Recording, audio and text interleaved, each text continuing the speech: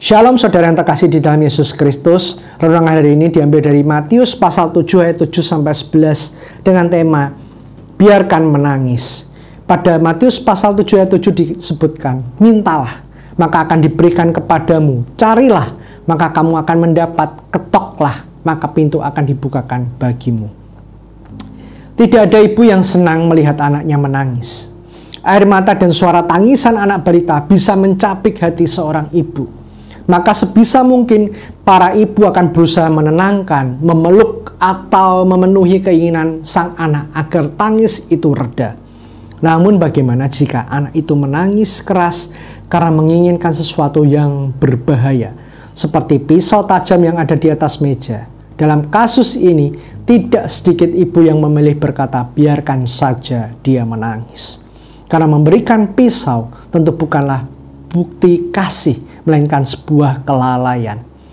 Kita yang dewasa tentu memahami bahwa larangan itu bukan karena si ibu tidak mengasihi anaknya, tetapi justru karena ia sangat peduli. Namun anak kecil belum bisa memahami alasan di balik keputusan tersebut.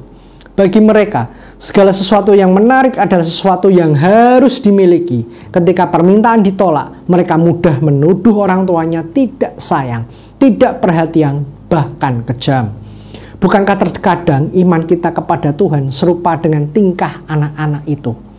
Kita memohon sesuatu dengan sangat, berharap Tuhan menjawab dengan segera.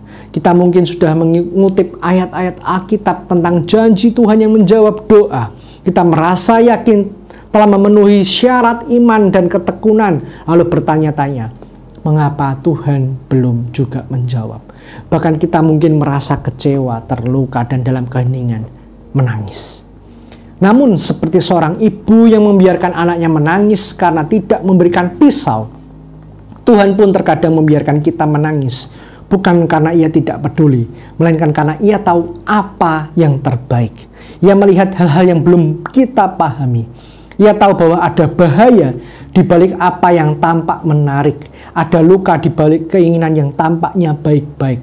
Kasih Tuhan tidak selalu dinyatakan dalam pemberian yang sesuai dengan permintaan kita, tetapi selalu dinyatakan dalam keputusannya yang bijak dan penuh kasih. Inilah pentingnya pertumbuhan iman. Iman yang dewasa tidak hanya tahu bagaimana meminta, tetapi juga tahu bagaimana mempercayakan hasilnya kepada Tuhan. Ia tidak lagi merengek minta susu, melainkan berserah, tahu bahwa apapun yang diberikan Tuhan atau bahkan yang tidak diberikan, semuanya untuk kebaikan kita dan demi kemuliaannya.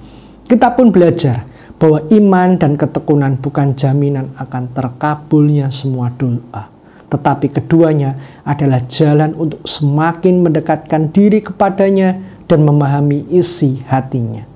Jadi, ketika Tuhan seolah membiarkan kita menangis, bukan berarti ia jauh. Ia sedang mengasihi dengan cara yang mungkin tidak kita mengerti sekarang, tetapi kelak akan kita pahami. Jangan berhenti meminta, tetapi belajarlah juga untuk menerima penundaan dan bahkan penolakan dengan iman yang percaya penuh. Tuhan yang penuh kasih tidak akan pernah keliru dalam menjawab doa anak-anaknya. Amin.